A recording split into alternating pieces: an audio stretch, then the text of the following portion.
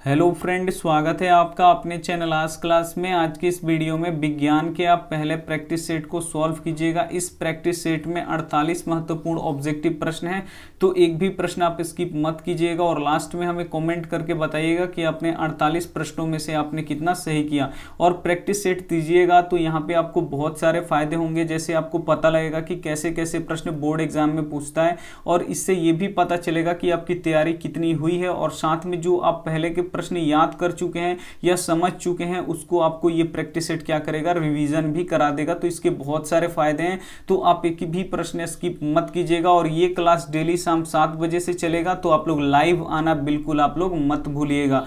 Channel को अभी तक आपने सब्सक्राइब नहीं किया है तो चैनल को सब्सक्राइब कर लीजिए, साथ में जो बेल आइकन आएगा उसको ऑल पे दबा लीजिएगा, ताकि जब भी हम कोई वीडियो अपलोड करें तो सबसे पहले नोटिफिकेशन आप तक पहुंचे। आइए शुरू करते हैं यहाँ पे पहले नंबर प्रश्न से। तो यहाँ पे पहला प्रश्न देखिए, निम्नलिखित में से किस माध्यम में प्रकाश की चाल सबसे अधिक होता है। यहाँ पे बताना है कि किस माध्यम में प्रकाश की चाल सबसे अधिक होता है। ए ऑप्शन है कांच, बी ऑप्शन है पानी, सी ऑप्शन है लोहा, डी ऑप्शन है निर्वात। तो यहाँ पे बताना है कि किस माध्यम में प्रकाश की चाल अधिक होता है। तो जो निर्वात होता है उसमें प्रकाश की चाल सबसे अधिक होता है, यानी यहाँ पे डी ऑप्शन क्या हो जाएगा, यहाँ पे बिल्कुल सही हो जाएगा। और निर्वात में प्रकाश की चाल कितना होता है, तो 3 लाख किलोमीटर पर सेकेंड होता है। आइए देखते हैं दूसरा प्रश्न। दूसरा प्रश्न है, निम्नलिखित में से कौन विद्युत का सुचालक है। इसमें से पहचानना है कि कौन विद्युत का सुचालक है। ए ऑप्शन है सल्फर, बी ऑप्शन है क्लोरीन, सी ऑप्शन है ग्रेफाइट, डी ऑप्शन है आयोडीन। तो यहाँ पे सुचालक पदार्थ किसे कहते हैं, जिससे विद्युत धारा प्रवाहित होता है उसे सुचालक पदार्थ कहते हैं। तो सुचालक पदार्थ इसमें से कौन है, ग्रेफाइट है, यानी यहाँ पे सी ऑप्शन क्या हो जाएगा, बिल्कुल सही हो जाएगा। और ग्रेफाइट किसका अप्रूफ होता है, तो कार्बन का ये अप्रूफ होता है, और ग्रेफाइट एक अधातु है, साथ में ये भी आपको पता होना चाहिए। आइए देखते हैं 3 नंबर प्रश्न। 3 नंबर प्रश्न यहाँ पे देखिए, सभी जीव जंतुओं के लिए ऊर्जा का अंतिम स्रोत है। यहाँ पे बताना है कि सभी जीव जंतुओं के लिए ऊर्जा का अंतिम स्रोत कौन सा है। ए ऑप्शन है ग्रह, बी ऑप्शन है चंद्रमा, सी ऑप्शन है सूर्य, डी ऑप्शन है कोयला। तो सभी जीव जंतुओं के लिए ऊर्जा का अंतिम स्रोत कौन है, तो सूर्य है, यानी यहाँ पे सी ऑप्शन क्या हो जाएगा, यहाँ पे बिल्कुल सही हो जाएगा। आइए देखते हैं अगला प्रश्न यहाँ पे 4 नंबर प्रश्न यहाँ पे देखिए, रासायनिक अभिक्रिया में भाग लेने वाले पदार्थों को कहा जाता है। काफी महत्वपूर्ण प्रश्न है ये कि रासायनिक अभिक्रिया में भाग लेने वाले पदार्थों को क्या कहते हैं। ए ऑप्शन है अभिकारक, बी ऑप्शन है उत्पाद, सी ऑप्शन है यहाँ पे दोनों, डी ऑप्शन है इनमें से कोई नहीं। तो रासायनिक अभिक्रिया में भाग लेने वाले पदार्थों को क्या बोला जाता है, अभिकारक बोला जाता है, यानी यहाँ पे ए ऑप्शन क्या हो जाएगा, यहाँ पे बिल्कुल सही हो जाएगा। और जो रासायनिक अभिक्रिया के फलस्वरूप जो पदार्थ बनता है उसे हम लोग उत्पाद बोलते हैं। तो ये भी आपको साथ में पता होना चाहिए। आइए देखते हैं अगला प्रश्न यहाँ पे। अगला प्रश्न यहाँ पे 5 नंबर देखिए, काफी महत्वपूर्ण है कि ग्लूकोज का रासायनिक सूत्र है। इसमें से पहचानना है कि कौन ग्लूकोज का रासायनिक सूत्र है। ए ऑप्शन है यहाँ पे C2H5OH, बी ऑप्शन है यहाँ पे C6H6O6, सी ऑप्शन है यहाँ पे C6H12O6, यहाँ पे डी ऑप्शन है C6H6। तो यहाँ पे बताना है कि ग्लूकोज का रासायनिक सूत्र है, तो ग्लूकोज का रासायनिक सूत्र कौन है, C6H12O6। ये क्या होता है, ग्लूकोज का रासायनिक सूत्र होता है, यानी यहाँ पे सी ऑप्शन क्या हो जाएगा, यहाँ पे बिल्कुल सही हो जाएगा। आइए देखते हैं यहाँ पे 6 नंबर प्रश्न। 6 नंबर प्रश्न यहाँ पे वसा का पाचन करता है। यहाँ पे बताना है कि कौन वसा का पाचन करता है।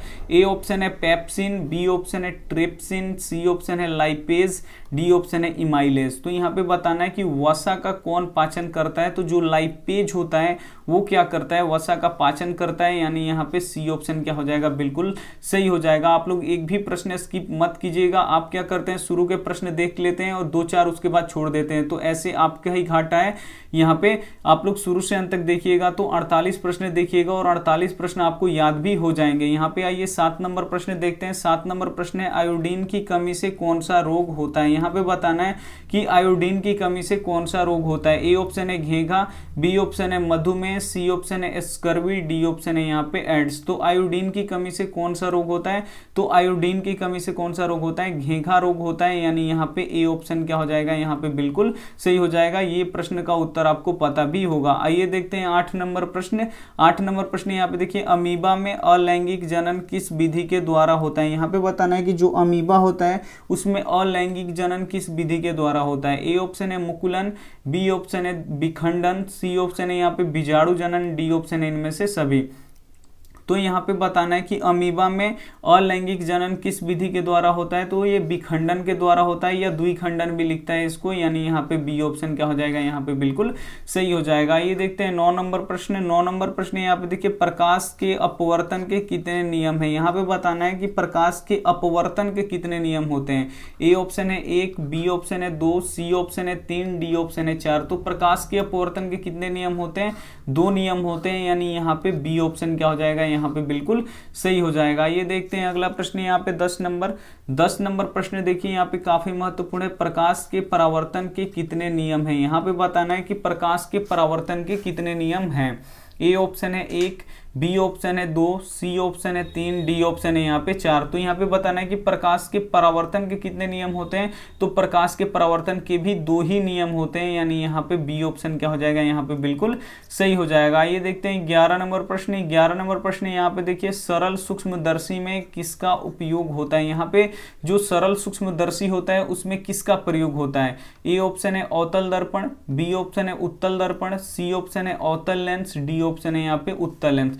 तो सरल सूक्ष्मदर्शी में किसका उपयोग होता है, तो उत्तल लेंस का उपयोग होता है, यानी यहाँ पे डी ऑप्शन क्या हो जाएगा यहाँ पे बिल्कुल सही हो जाएगा। ये देखते हैं अगला प्रश्न 12 नंबर प्रश्न है जो नेत्र निकट की वस्तु को साफ नहीं देख सकता उस नेत्र में होता है। कौन सा दृष्टि दोष होता है उस नेत्र में जो निकट की वस्तु को साफ नहीं देख पाता। तो यहाँ पे देखिए थोड़ा सा ये उल्टा होता है, जो निकट की वस्तु को देख नहीं पाएगा वो दूरदृष्टि हो जाता है, जो दूर की वस्तु देख नहीं पाता है उसे क्या बोला जाता है, निकट दृष्टि दोष बोला जाता है। थोड़ा सा उल्टा है तो आपको याद रखना चाहिए। तो यहाँ पे देखिए जो निकट की वस्तु साफ नहीं देख सकता उसे कौन सा दोष हुआ है, तो उसे दूरदृष्टि दोष हुआ है, यानी यहाँ पे क्या हो जाएगा, ए ऑप्शन क्या हो जाएगा यहाँ पे बिल्कुल सही हो जाएगा। ये देखते हैं अगला प्रश्न यहाँ पे 13 नंबर प्रश्न है यहाँ पे मानव नेत्र में है। यहाँ पे बताना है कि मानव नेत्र में क्या है।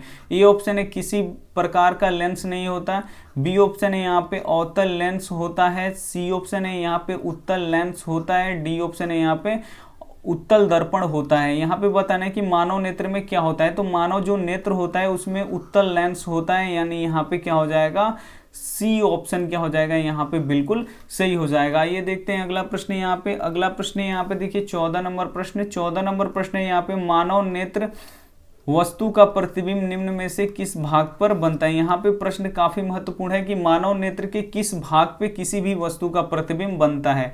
ए ऑप्शन है कार्निया, बी ऑप्शन है आइरिस, सी ऑप्शन है रेटिना, डी ऑप्शन है पुतली। तो मानव नेत्र के किस भाग पे किसी भी वस्तु का प्रतिबिंब बनता है, तो जो रेटिना होता है उस पे किसी भी वस्तु का प्रतिबिंब बनता है, यानी यहाँ पे सी ऑप्शन क्या हो जाएगा यहाँ पे बिल्कुल सही हो जाएगा। और रेटिना को ही दृष्टि पटल भी बोला जाता है। यहाँ पे देख लीजिए 15 नंबर प्रश्न। 15 नंबर प्रश्न है लघु पतन के समय परिपथ में विद्युत धारा का मान होगा। जब परिपथ में लघु पतन की स्थिति उत्पन्न हो जाए उस समय विद्युत धारा का मान कितना होगा। ए ऑप्शन है बहुत अधिक, बी ऑप्शन है बहुत कम, सी ऑप्शन है 3 एम्पियर, डी ऑप्शन है यहाँ पे 4 एम्पियर। तो लघु पतन के समय परिपथ में विद्युत धारा का मान क्या होता है, तो बहुत अत्यधिक बढ़ जाता है, यानी यहाँ पे ए ऑप्शन क्या हो जाएगा यहाँ पे बिल्कुल सही हो जाएगा। आइए देखते हैं अगला प्रश्न यहाँ पे 16 नंबर प्रश्न है। यहाँ पे किसी बल्ब से 220 वोल्ट पर 2 एम्पियर की धारा प्रवाहित हो रही है तो फिलामेंट का प्रतिरोध होगा। तो प्रतिरोध निकालने के लिए क्या किया जाएगा, यहाँ पे 220 में यहाँ पे 2 एम्पियर से क्या कर दिया जाएगा, यहाँ पे भाग लगा दिया जाएगा। तो यहाँ पे जब हम 2 से भाग लगाएंगे 220 में से, तो कितना बचेगा यहाँ पे 110 होगा, यानी यहाँ पे बी ऑप्शन क्या हो जाएगा यहाँ पे 110 ओम का यहाँ पे प्रतिरोध होगा, यानी यहाँ पे क्या हो जाएगा, बी ऑप्शन क्या हो जाएगा यहाँ पे बिल्कुल सही हो जाएगा। ये देखते हैं 17 नंबर प्रश्न। यहाँ पे R ओम प्रतिरोध वाले n प्रतिरोधों का समानांतर क्रम में जोड़ने पर तुल्य प्रतिरोध होगा। ए ऑप्शन है NR, बी ऑप्शन है N/R, सी ऑप्शन है R/N, यहाँ पे डी ऑप्शन है इनमें से कोई नहीं। तो ये क्या होगा, N × R के क्या होगा, बराबर होगा, यानी यहाँ पे ए ऑप्शन क्या हो जाएगा यहाँ पे बिल्कुल सही हो जाएगा। ये देखते हैं अगला प्रश्न यहाँ पे। अगला प्रश्न यहाँ पे 18 नंबर देखिए, विद्युत धारा की प्रबलता का एसआई मात्रक है। यहाँ पे बताना है कि विद्युत धारा की प्रबलता का एसआई मात्रक क्या होता है। ए ऑप्शन है एम्पियर, बी ऑप्शन है वोल्ट, सी ऑप्शन है ओम, डी ऑप्शन है जूल। तो विद्युत धारा की प्रबलता का एसआई मात्रक क्या होता है, तो ये एम्पियर होता है, यानी यहाँ पे ए ऑप्शन क्या हो जाएगा यहाँ पे बिल्कुल सही हो जाएगा। ये देखते हैं अगला प्रश्न यहाँ पे 19 नंबर प्रश्न यहाँ पे देखिए, धारा मापने के यंत्र को कहते हैं। यहाँ पे देखिए धारा किस यंत्र के द्वारा मापा जाता है। ए ऑप्शन है यहाँ पे देखिए आमीटर, बी ऑप्शन है यहाँ पे वोल्ट मीटर, सी ऑप्शन है कूलॉम, डी ऑप्शन है एम्पियर। तो यहाँ पे देखिए धारा मापने वाले यंत्र को क्या बोलते हैं हम लोग, आम मीटर बोलते हैं। आम मीटर को ही हम लोग ए मीटर भी बोलते हैं, यानी यहाँ पे ए ऑप्शन क्या हो जाएगा, बिल्कुल सही हो जाएगा। आइए देखते हैं अगला प्रश्न यहाँ पे 20 नंबर प्रश्न है। यहाँ पे देखिए प्रतिरोध का एसआई मात्रक है। यहाँ पे पहचानना है कि कौन प्रतिरोध का एसआई मात्रक है। ए ऑप्शन है कूलॉम्ब, बी ऑप्शन है एम्पियर, सी ऑप्शन है ओम, डी ऑप्शन है जूल। तो यहाँ पे पता लगाना है कि प्रतिरोध का एसआई मात्रक क्या होता है। तो प्रतिरोध का एसआई मात्रक क्या होता है, ओम होता है। और एक प्रश्न आता है कि प्रतिरोधकता का एसआई मात्रक क्या होता है। तो प्रतिरोधकता का एसआई मात्रक ओम मीटर होता है। यहाँ पे देख लीजिए 21 नंबर प्रश्न। 21 नंबर प्रश्न यहाँ पे देखिए, पवन विद्युत जनरेटर में पवन की चाल कम से कम कितनी होनी चाहिए। जो पवन चक्की होता है उसको चलने के लिए हवा का चाल कम से कम कितना होना चाहिए। ए ऑप्शन है 15 किलोमीटर प्रति घंटा, बी ऑप्शन है 150 किलोमीटर प्रति घंटा, सी ऑप्शन है यहाँ पे 1.5 किलोमीटर प्रति घंटा, डी ऑप्शन है यहाँ पे 1500 किलोमीटर घंटा। तो पवन चक्की को चलने के लिए हवा की चाल कम से कम कितना होना चाहिए, तो 15 किलोमीटर प्रति घंटा के स्पीड से वहां पे हवा बहना चाहिए, यानी हवा को चलना चाहिए, तभी ये पवन चक्की चलेगा, अन्यथा नहीं चलेगा। यानी यहाँ पे ए ऑप्शन क्या हो जाएगा, यहाँ पे बिल्कुल सही हो जाएगा। ये देखते हैं अगला प्रश्न यहाँ पे। अगला प्रश्न यहाँ पे 22 नंबर देखिए, निम्न में से कौन बायोगैस ईंधन का स्रोत नहीं है। यहाँ पे पता लगाना है कि कौन बायोगैस ईंधन का स्रोत नहीं है। ए ऑप्शन है लकड़ी, बी ऑप्शन है गोबर गैस, सी ऑप्शन है नाभिकीय ऊर्जा, डी ऑप्शन है यहाँ पे कोयला। तो यहाँ पे बताना है कि कौन बायोगैस ईंधन का स्रोत नहीं है। तो यहाँ पे देखिए जो नाभिकीय ऊर्जा है वो बायोगैस स्रोत का ईंधन नहीं है, यानी यहाँ पे सी ऑप्शन क्या हो जाएगा, यहाँ पे बिल्कुल सही हो जाएगा। ये देखते हैं अगला प्रश्न यहाँ पे 23 नंबर प्रश्न देखिए, ऊर्जा का सबसे अधिक प्रत्यक्ष एवं विशाल स्रोत क्या है। यहाँ पे बताना है कि ऊर्जा का सबसे अधिक प्रत्यक्ष और विशाल स्रोत क्या है। ए ऑप्शन है कोयला, बी ऑप्शन है बिजली, सी ऑप्शन है सूर्य, डी ऑप्शन है यहाँ पे परमाणु। तो जो हमारा सूर्य है वो प्रत्यक्ष और विशाल है ऊर्जा का स्रोत का, यानी यहाँ पे क्या हो जाएगा, सी ऑप्शन क्या हो जाएगा, यहाँ पे सूर्य का हो जाएगा, सही हो जाएगा। ये देखते हैं अगला प्रश्न यहाँ पे 24 नंबर प्रश्न यहाँ पे देखिए, CuO प्लस H2 यहाँ पे अभिक्रिया हो रहा है, तो Cu प्लस H2O बन रहे हैं।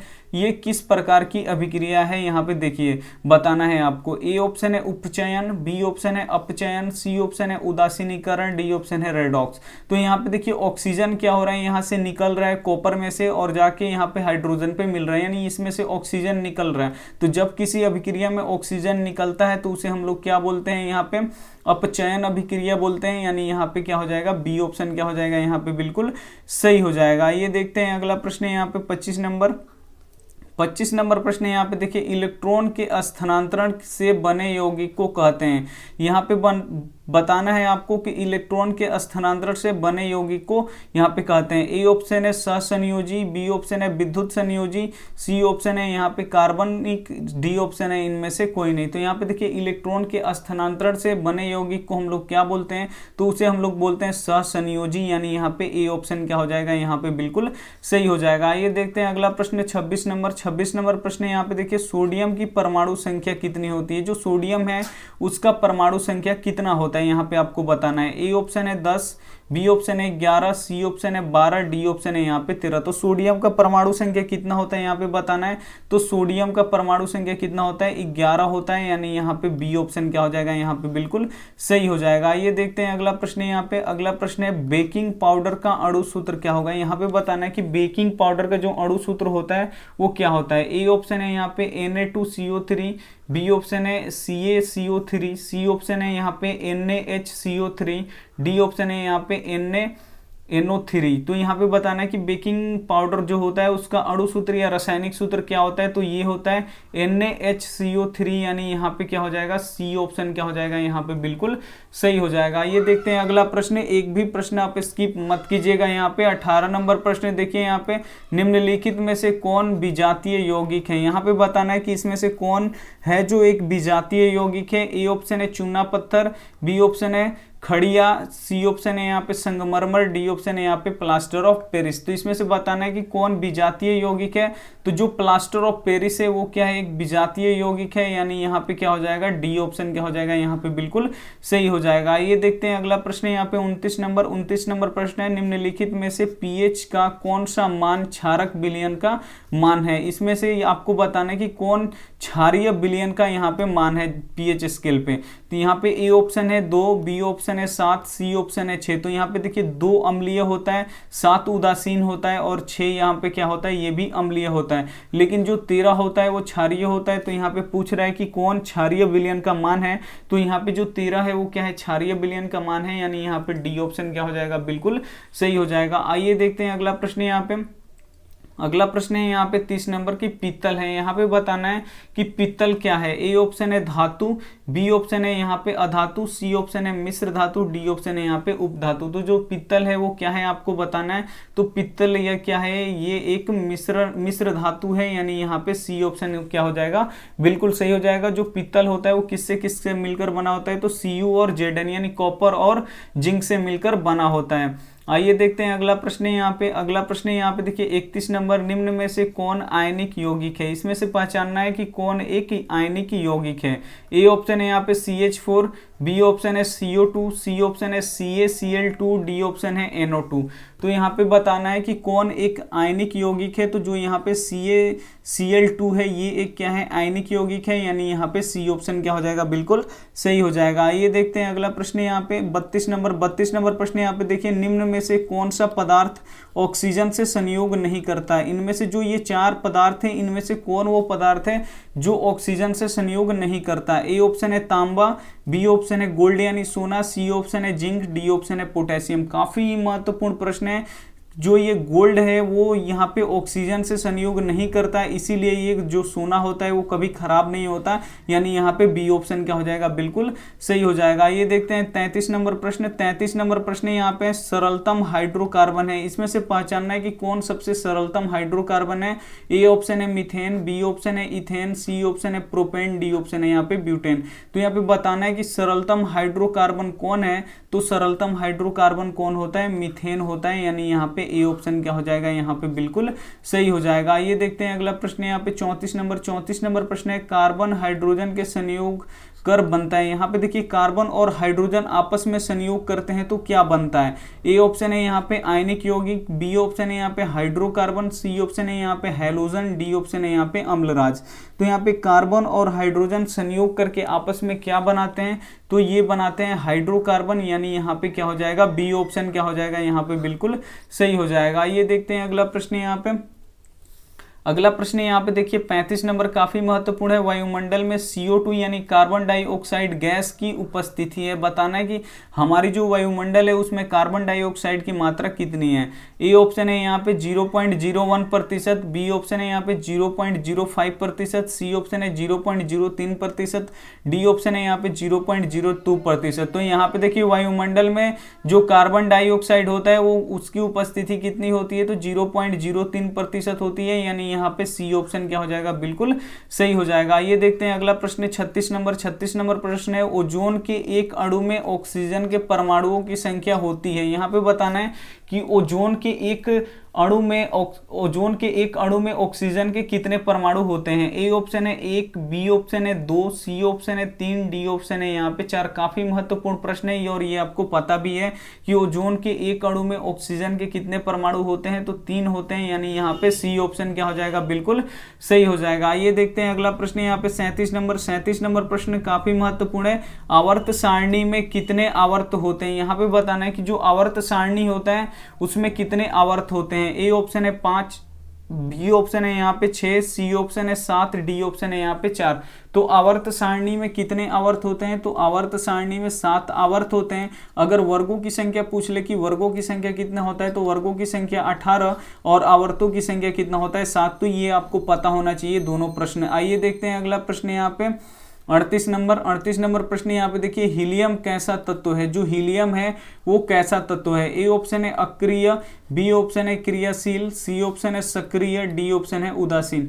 तो यहाँ पे बताना है कि जो हीलियम है वो कैसा तत्व है। तो हीलियम एक कैसा तत्व है, तो अक्रिय अक्रियशील, यानी यहाँ पे देखिए अक्रिय तत्व है, यानी यहाँ पे क्या हो जाएगा, ए ऑप्शन क्या हो जाएगा यहाँ पे बिल्कुल सही हो जाएगा। जो हीलियम है वो कैसा तत्व है, तो अक्रिय है, ये आपको पता होना चाहिए। आइए देखते हैं अगला प्रश्न यहाँ पे 39 नंबर प्रश्न है। यहाँ पे देखिए ऑक्सीजन है, यहाँ पे आपको बताना है कि ऑक्सीजन क्या है। ए ऑप्शन है वसा, बी ऑप्शन है एंजाइम, सी ऑप्शन है हार्मोन, डी ऑप्शन है यहाँ पे कार्बोहाइड्रेट। तो यहाँ पे बताना है आपको कि ऑक्सीजन क्या है, तो ऑक्सीजन एक हार्मोन है, यानी यहाँ पे क्या हो जाएगा, सी ऑप्शन क्या हो जाएगा यहाँ पे बिल्कुल सही हो जाएगा। आइए देखते हैं अगला प्रश्न यहाँ पे 40 नंबर प्रश्न है। यहाँ पे देखिए मनुष्य में वृक्क संबंधित है, मनुष्यों में जो वृक्क है वो किससे संबंधित है। ए ऑप्शन है पोषण से, बी ऑप्शन है श्वसन से, सी ऑप्शन है उत्सर्जन से, डी ऑप्शन है यहाँ पे परिवहन से।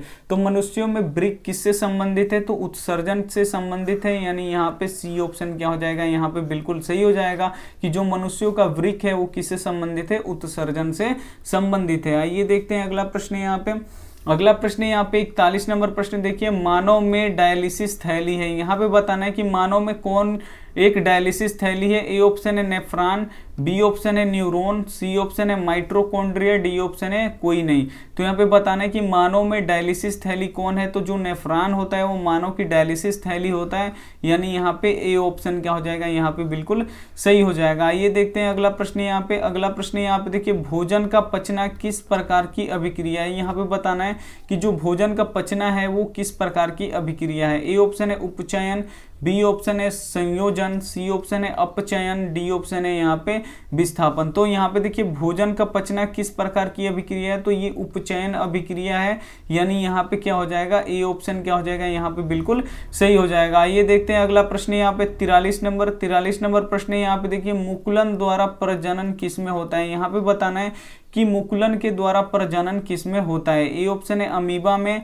बी ऑप्शन है ईस्ट में, सी ऑप्शन है मलेरिया में, डी ऑप्शन है पैरामीशियम में। तो यहाँ पे बताना है कि मुकुलन द्वारा प्रजनन किस में होता है, तो मुकुलन द्वारा प्रजनन ईस्ट में होता है, यानी यहाँ पे बी ऑप्शन क्या हो जाएगा यहाँ पे बिल्कुल सही हो जाएगा। काफी महत्वपूर्ण प्रश्न है। यहाँ पे देखिए 44 नंबर प्रश्न, फूलों में नर प्रजनन अंग होता है। यहाँ पे बताना है कि फूलों में कौन नर प्रजनन अंग होता है। ए ऑप्शन है पुंकेसर, बी ऑप्शन है यहाँ पे अंडप, सी ऑप्शन है यहाँ पे वर्तिकाग्र, डी ऑप्शन है यहाँ पे वर्तिका।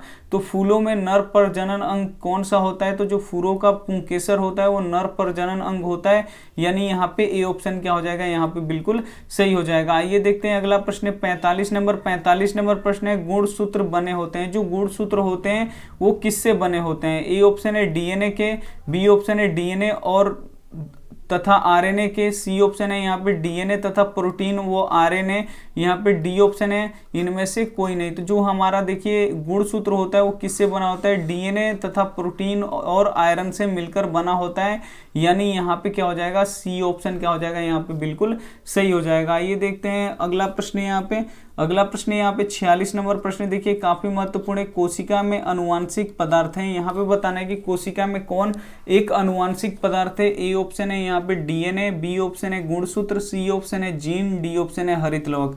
तो यहाँ पे देखिए कोशिका में अनुवांशिक पदार्थ कौन होता है, तो जो डीएनए होता है वो कोशिका का अनुवांशिक पदार्थ होता है, यानी यहाँ पे ए ऑप्शन क्या हो जाएगा यहाँ पे बिल्कुल सही हो जाएगा। ये देखते हैं अगला प्रश्न 47 नंबर प्रश्न देखिए, निम्नलिखित में से कौन स्थलीय परितंत्र नहीं है। यहाँ पे बताना है कि कौन स्थलीय परितंत्र नहीं है। ए ऑप्शन है जंगल, ये है। बी यहाँ पे सी ऑप्शन है घास का मैदान, ये भी है स्थलीय यहाँ पे परितंत्र। यहाँ पे डी ऑप्शन है मरुस्थल, ये भी है। लेकिन जो ये एक्वेरियम है वो स्थलीय परितंत्र नहीं है, यानी यहाँ पे बी ऑप्शन क्या हो जाएगा यहाँ पे बिल्कुल सही हो जाएगा, ये जलीय है। यहाँ पे सी नंबर ऑप्शन देखिए CFC है। यहाँ पे CFC का फुल फॉर्म बताना है। ए ऑप्शन है क्लोरोफ्लोरोकार्बन, बी ऑप्शन है कार्बन फ्लोरोकार्बन, सी ऑप्शन है यहाँ पे कार्बन फ्लोरोकार्बन, यहाँ पे देखिए डी ऑप्शन है कार्बन फ्लोरो यहाँ पे कार्बन। तो यहाँ पे देखिए काफी महत्वपूर्ण है कि जो CFC है वो क्या है, तो CFC क्या होता है, क्लोरोफ्लोरोकार्बन होता है, यानी यहाँ पे ए ऑप्शन क्या हो जाएगा यहाँ पे बिल्कुल सही हो जाएगा। जो CFC होता है वो क्या होता है, क्लोरोफ्लोरोकार्बन होता है, और यही CFC क्या करता है, जो ओजोन परत है उसको क्या करता है, क्षय करता है। आइए देखते हैं अब होमवर्क प्रश्न। इस होमवर्क प्रश्न का आपको जवाब कमेंट में देना है। यहाँ पे देखिए आंख का वह भाग जहां वस्तु का प्रतिबिंब बनता है वह है। यहाँ पे बताना है कि आंख का वह भाग जहां पे वस्तु का प्रतिबिंब बनता है वो क्या कहलाता है। ए ऑप्शन है कार्निया, बी ऑप्शन है दृष्टि पटल, सी ऑप्शन है श्वेत पटल, डी ऑप्शन है यहाँ पे रक्त पटल। तो यहाँ पे जो भी आपको कमेंट सही लगे, यहाँ पे ऑप्शन सही लगे, आप हमें कमेंट करके जरूर बताइएगा। अगर वीडियो को अभी तक आपने लाइक नहीं किया है तो प्लीज आप लोग वीडियो को लाइक करके जाइए अपने दोस्तों के पास, और स्टडी ग्रुप में प्लीज इस वीडियो को शेयर कीजिएगा। चैनल को अभी तक आपने सब्सक्राइब नहीं किया है तो चैनल को सब्सक्राइब कर लीजिएगा। Thank you for watching. मिलते हैं अगले वीडियो में, तब तक अपना ध्यान रखिए, टेक केयर और मन लगा के पढ़ाई कीजिए। बाय।